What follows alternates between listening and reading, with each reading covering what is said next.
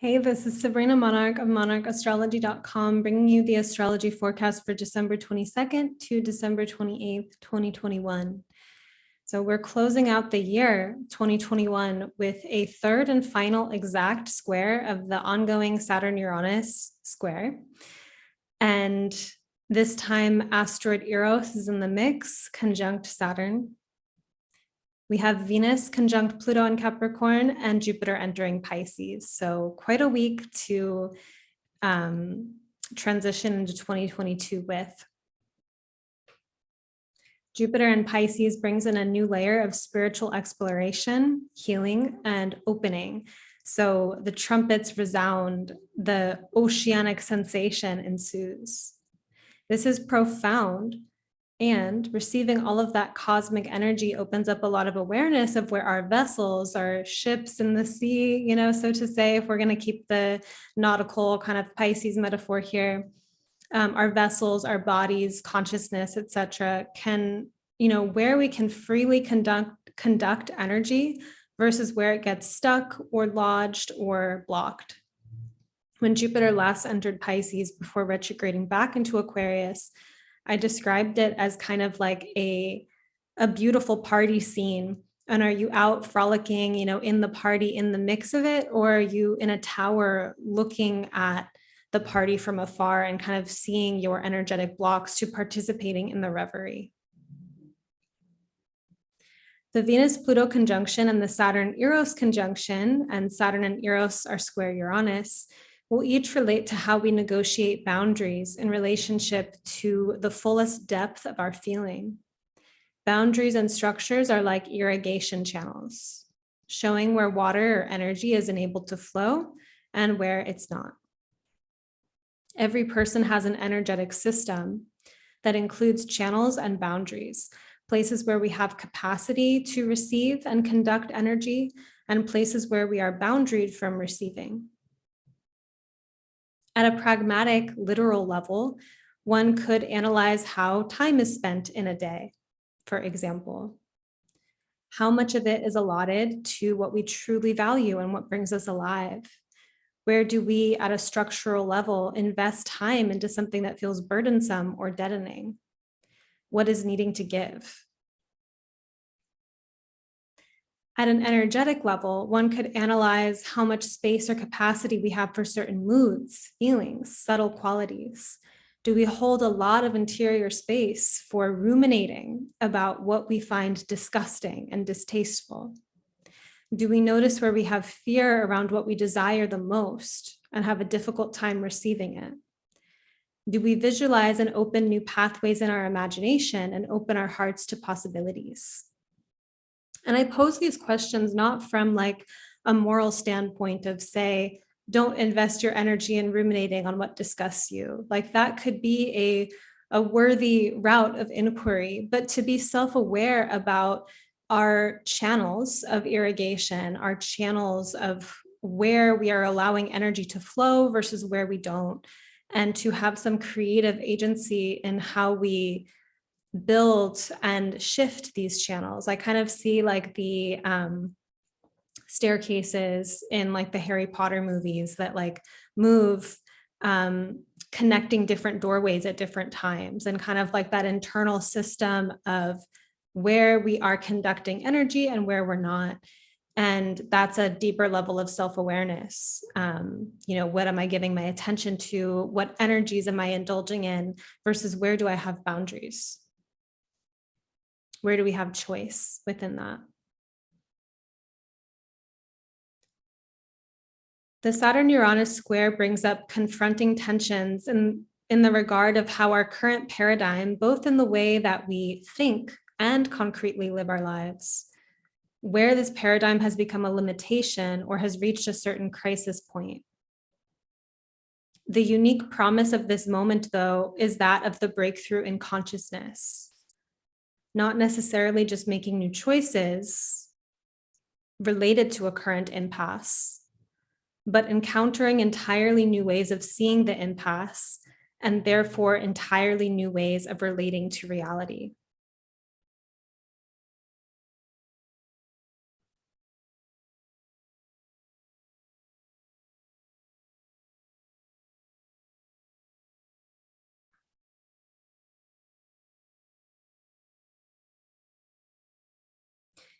The Eros activation and Venus-Pluto conjunction brings this question back to aliveness, how the ways we are participating in reality facilitate our primal aliveness or doesn't.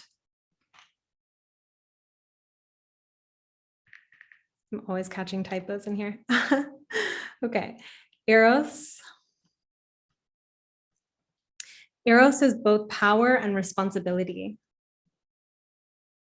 For when we know the erotic, we gain energy, which is power. But we also become initiates on the path of holding capacity for Eros, how we channel and live with it, right? It's a lot to hold. It's a lot of sensation. Has it challenged you to hold your passion, to be in touch with your deepest passions and deepest feelings, or does it become overwhelming, right? So this level of awareness to our sensation can prevent us from living a dulled life or signing on board to life situations that drain our very being. Like our primal body won't allow it. But it calls us to the task, of building a resonant life and applying our erotic wisdom skillfully, right? Like if I've touched this deepest gnosis inside of myself, how am I going to carry that forth in how I live my life? This level of awareness of our power calls us to the task of meaningfully wielding it. And this is an epic call.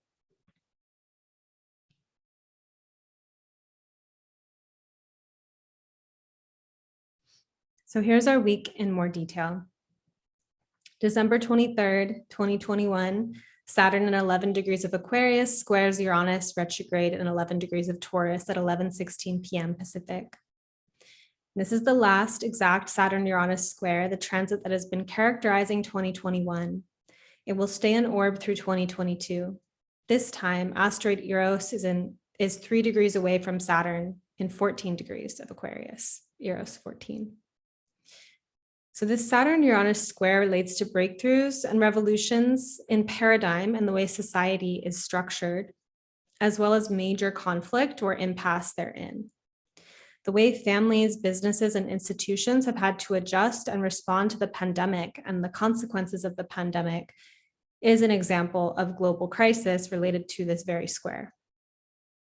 The last quarter square is also denoted as a crisis in consciousness.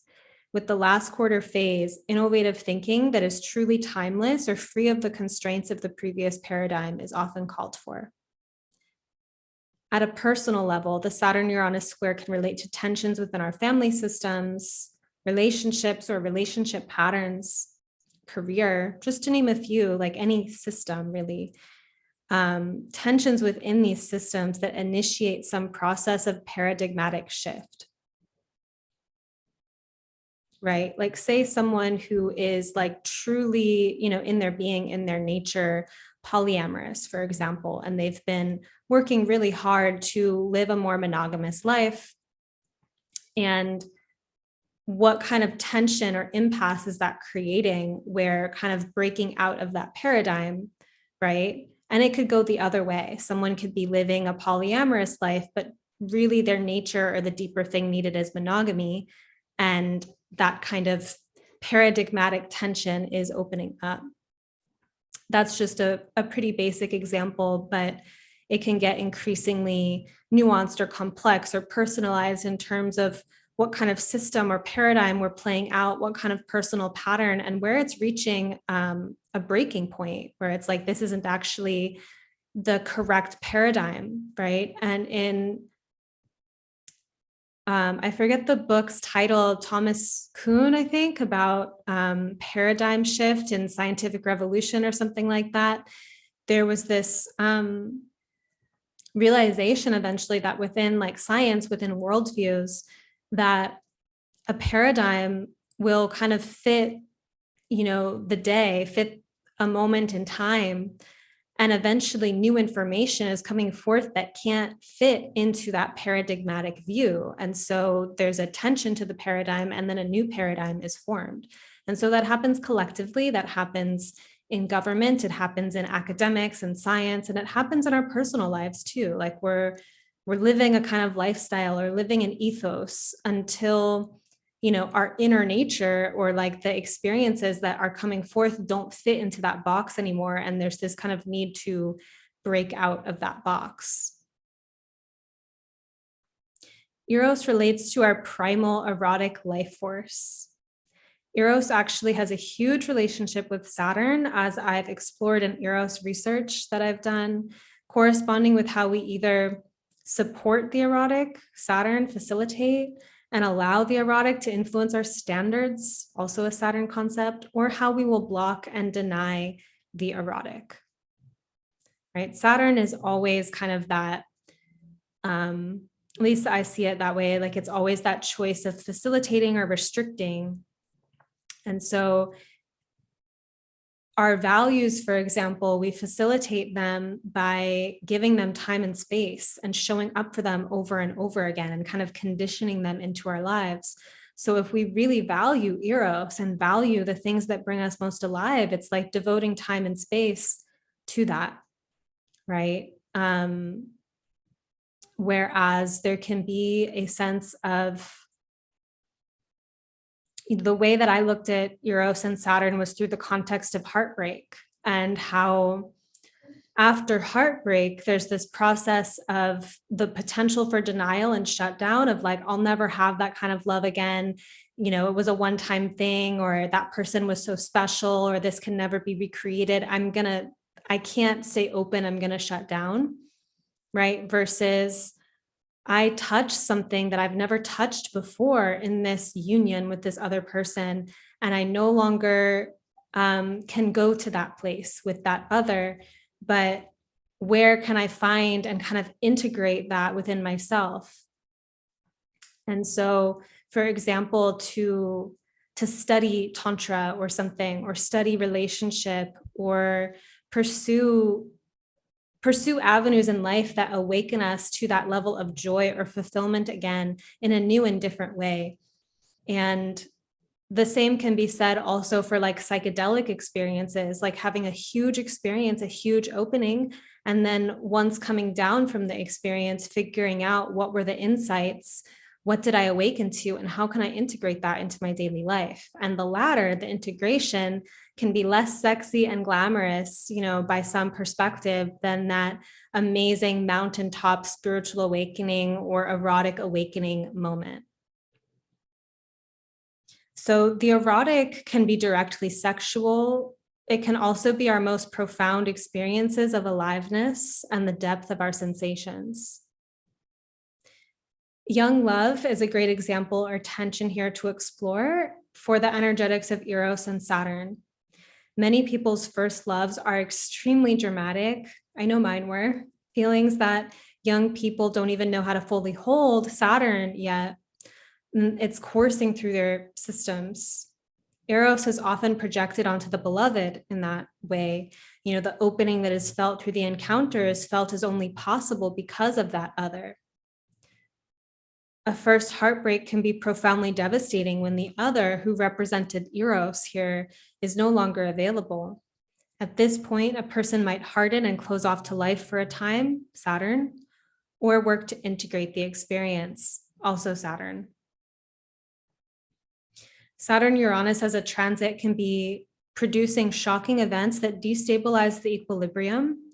The pandemic is a collective example, but we've been in it for a bit. So in terms of our personal lives right now, thinking about if there's anything lately that has felt disruptive, and kind of, like shaking the system, because Saturn is about stabilization and, things being put together and structured, and Uranus is like breaking free from that. So it has kind of like a shaky, earthquakey kind of energy to it.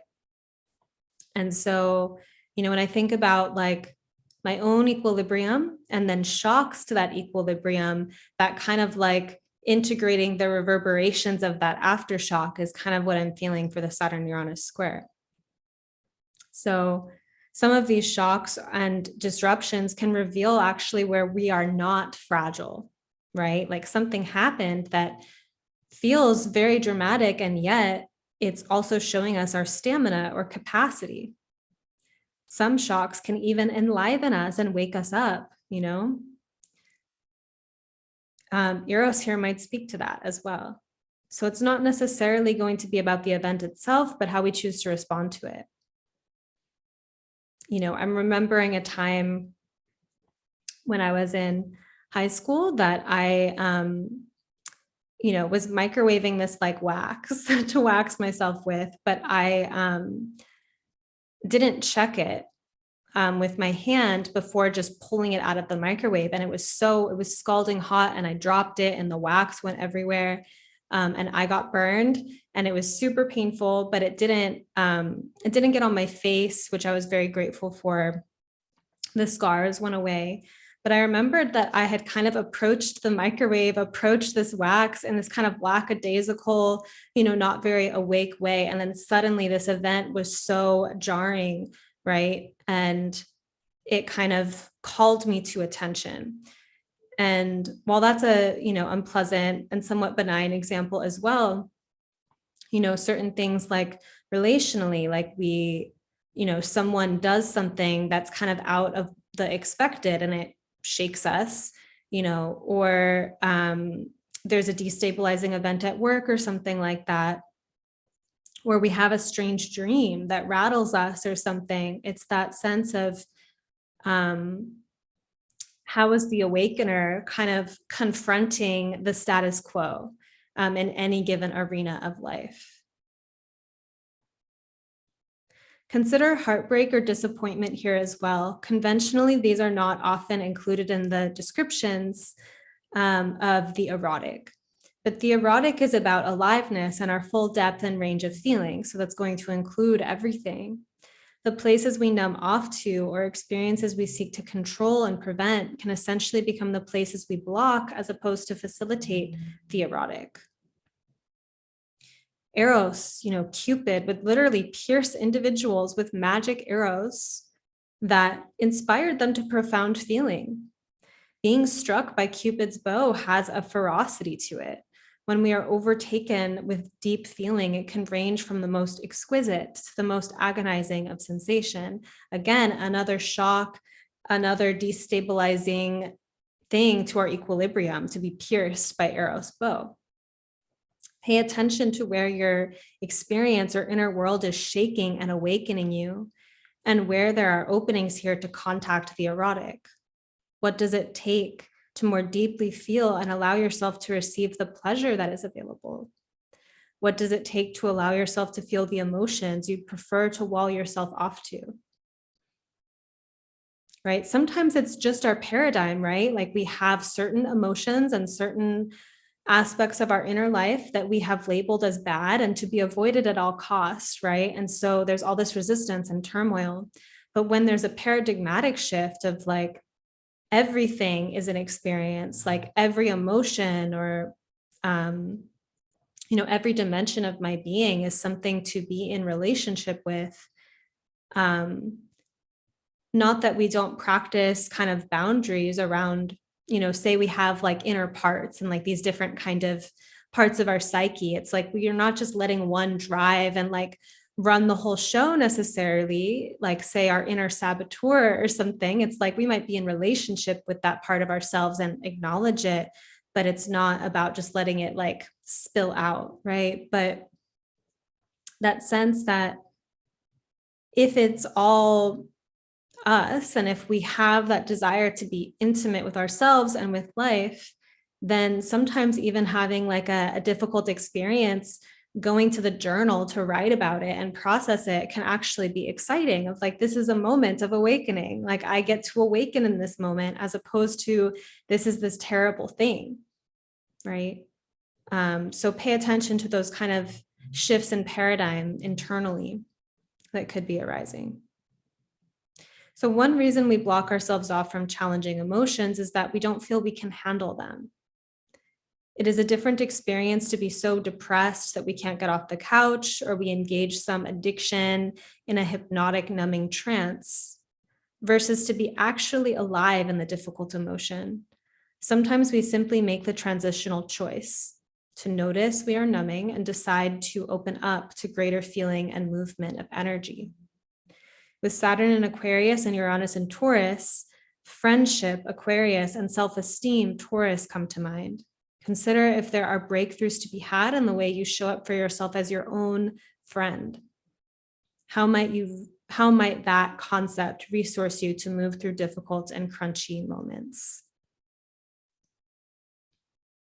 And then on December 25th, Venus retrograde in 25 degrees of Capricorn will conjunct Pluto in 25 degrees of Capricorn at 4:02 a.m. And this transit is detailed in the Venus retrograde in Capricorn in-depth guide that I'm sharing with mailing list subscribers. So you can click the link in the notes to sign up for my mailing list and immediately get that detailed, like 14-page Venus retrograde guide emailed to you. I also want to announce here that Carla Palomino and I are hosting an astrological embodiment ceremony called Heart and Bone to explore this transit and Venus retrograde in this sign. So Carla Palomino is an embodiment alchemist, a dear friend of mine, and we're going to be exploring through transmission and movement the energetics of Venus in Capricorn. You know, Venus retrograde, it's like a journey of the heart, and retrograde is about like reflection and revisiting. Capricorn can relate to boundaries. So what about the ways the heart is boundaried or guarded, and kind of peeling back some of those layers or practicing a de-armoring of the heart is something that we're tuning into for Heart and Bone. So I want to share a channeled poem for Heart and Bone called The Mystery Behind the Guard. And you can also, take it as a transmission for this Venus-Pluto conjunction in Capricorn. A storm surrounds the heart, this vital center, archetypal royalty, the center of being, courage, devotion, loyalty, affection. There is a storm, and the storm meets the gate.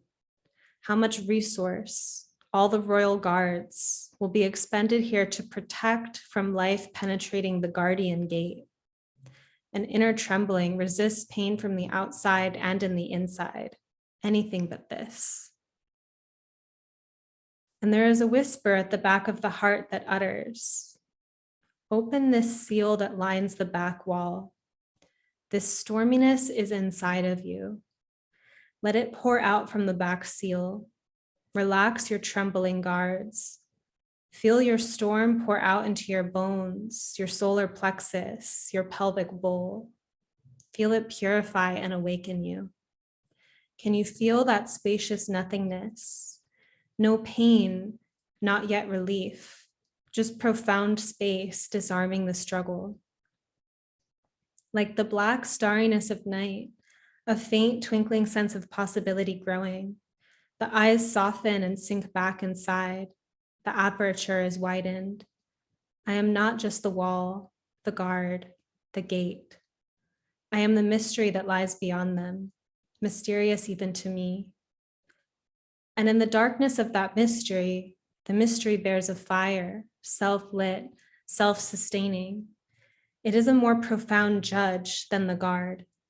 It relies not on commands, protocol, and willpower alone, but is itself a drumming awakener of truth, sturdy in the seat of royalty, breathing with the sponginess of the bones. The drum resounds. I can drink from this cup. I can drink from the nectar of life. I can hold inevitable hardship and grief and still be unamused by unnecessary suffering. I can drink from the well of fully realized desire and challenge everything I've ever known. Hear my rhythm speed, slow, open.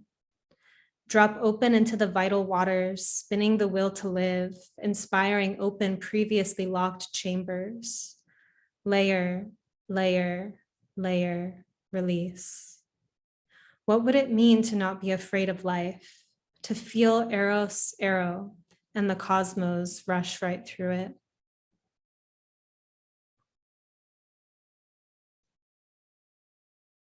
The ceremony is going to be really powerful. I'm going to leave the link in the notes as well to sign up for Heart and Bone. It's happening December 26th, a day after this exact conjunction of Venus and Pluto. The replay will be available to those who sign up.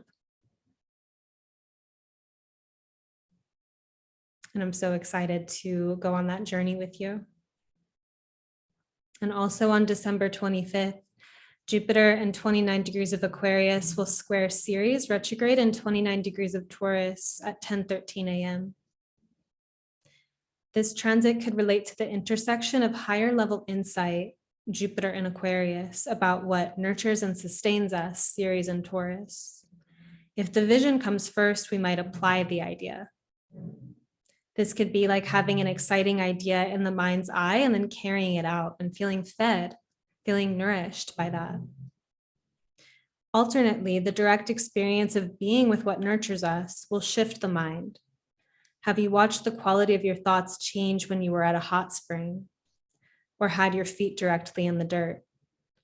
This transit offers a heightened awareness of the mind-body connection, as well as how the nervous system and the experience of genius correspond with somatics.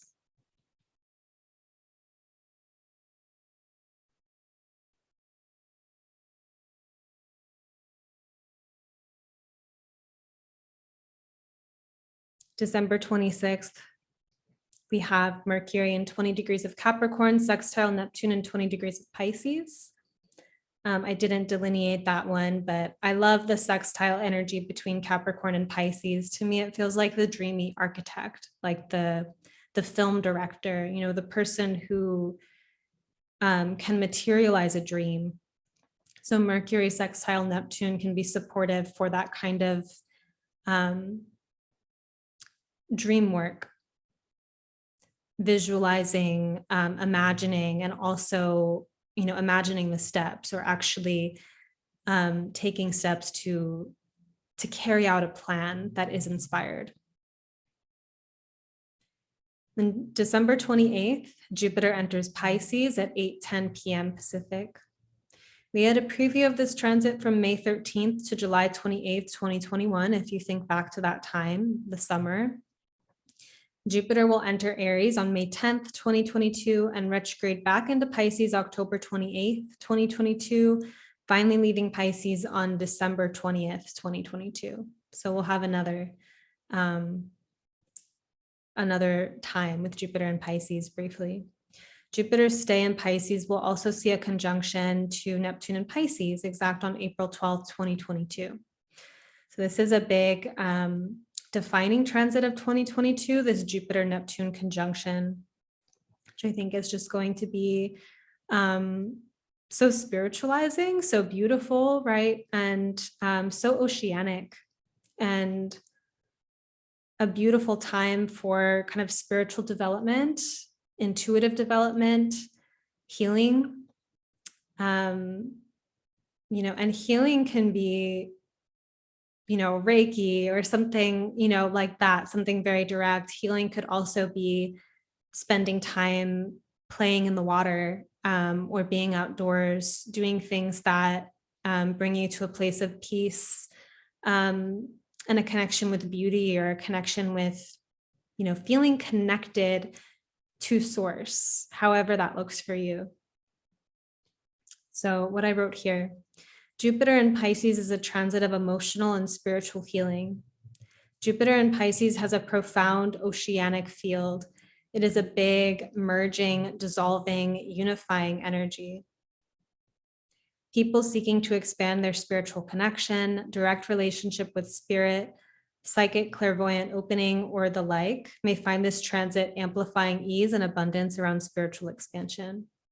You know, and taking a cue from the traditional astrology world where planets in domicile, you know, kind of have more resources.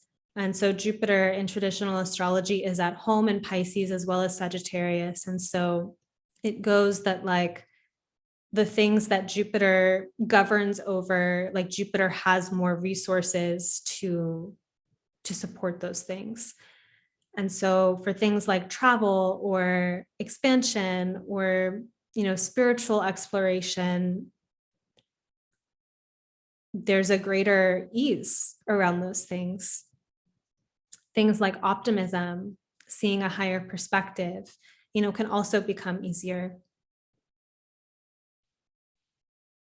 And one can connect with that archetype under any sky, right? Like one can develop that kind of fortitude of optimism within themselves. But then there's these seasons of life where it feels like our prayers are answered quicker, or the path just seems to open up. And Jupiter in Pisces kind of has that very promising energy to it, in terms of there's a lot of ease around Jupiter topics.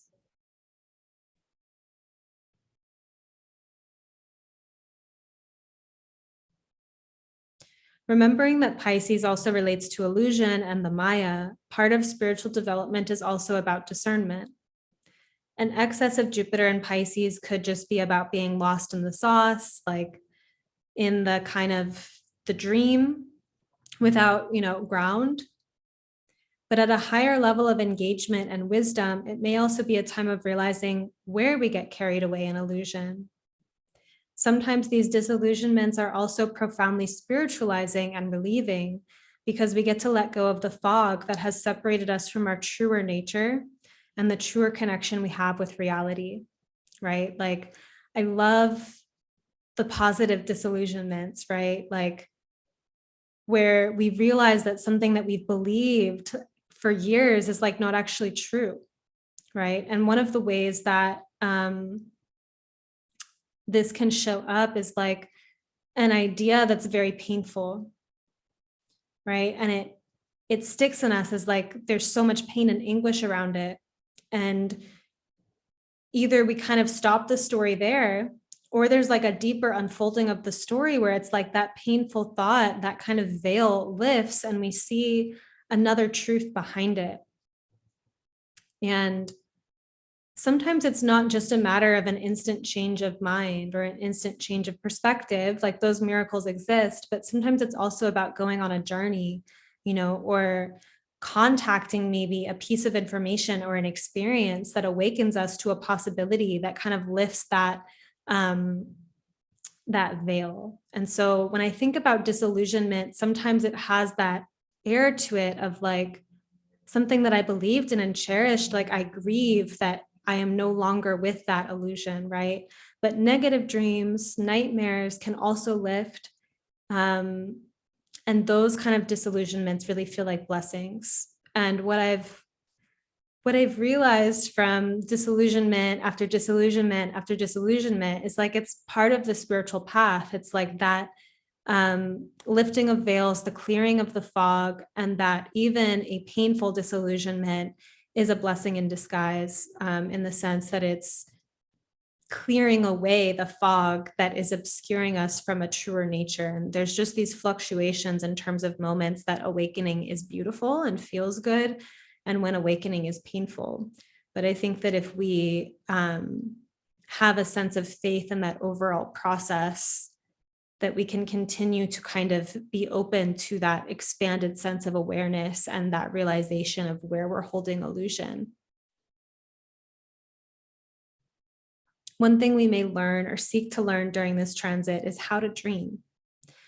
So literally, this could be like keeping a dream journal and getting into dream philosophy and things like that. Or we could be talking more generally, like how to imagine, like how to enact the imagination. The act of dreaming, seeing more than what already exists, is a creative, expansive, visionary act. Learning how to dream could involve differentiating between getting lost in the fantasy versus generative dreaming, where we explore other realms of consciousness and weave those visions into reality. Dreaming is a collective act we all participate in, but the personal path of how we dream as individuals is a unique exploration to tap into. Developing our spiritual discernment and dreaming skill means we are learning how we dream, where we tend to get lost, where we have space to develop, and what our unique capacities are.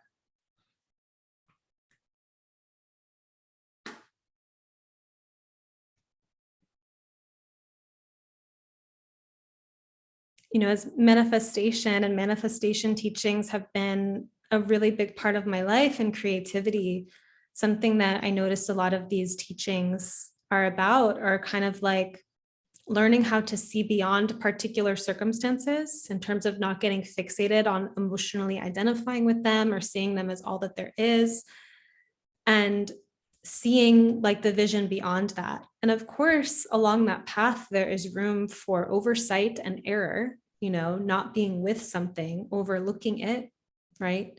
And there's also the capacity to be timeless, to be free, to see like, this may be the moment that I'm in. My life concretely looks like this, but I have a bigger dream of what it could be. And by aspiring toward that, actually shaping a trajectory that is larger than our life currently is. And so when I say learning how to dream, it's like, I think that when we engage dream work and we engage having a vision and actually pursuing a vision, that we're learning kind of how to have our footing in that realm of having, the classic Pisces, one foot in reality and one foot in the dream. That's a skill. And learning how we walk that path and, hold that dynamic tension between dream and reality is deeply personal, I think. And yet also collective, right? Like sharing our visions with other people creates a co-dreaming process. And so for Jupiter and Pisces, I'm just thinking about kind of like what it means to get together for celebration or ritual or kind of play, creating an opportunity, a communal opportunity, and, or a ritual space, and seeing what it's like to co-dream with other people. I love, Plato's Symposium. Just as an example, it's like a gathering one night where they're all making speeches about Eros, I think it is actually, or about love. I'm a little bit unsure, but it's either love or Eros, but they're competing to give these speeches. And so imagine, that's kind of a time, and a culture where like rhetoric and public speaking was so commonly focused on. But imagine getting together with your friends and each as a game coming up with a speech about the nature of love, right? Like that is a much different kind of night than just getting together and, how's it going? Like what's new in your life? Like that kind of sense of co-creating a dream of like, tonight we are going to envision the divine properties of love, like there's a loftiness and like an exalted quality, I think, to that. And thinking about how, I love photographs, for example, and taking selfies or getting professional photos taken of me, because it's a way that I've imagined and co-created my like envisioned identity with my physicality in some sense, like fashion, or the image of the photograph has been a way of dreaming up my my persona. And even that is a craft in terms of not getting lost in the persona or identifying with it or having a persona that's even separate from who I am, but that sense of I am a dream. My life is a dream. What would I like to dream of myself today? Right. And keeping that aligned with the cosmos and the way that truth is flooding, down into my crown and through me, and also up through my root and out. Like these are very subtle, very expansive explorations around what it means to see life for more than what it appears to be, and where we can create and be super generative with that, and how we can become discerning about our own capacity for illusion. So I'm going to leave it at that. And I forgot to say at the beginning to please like this video, comment, let me know what you thought, what resonated with you. The links for Heart and Bone and the Venus retrograde guide are down below. And I'll see you next time.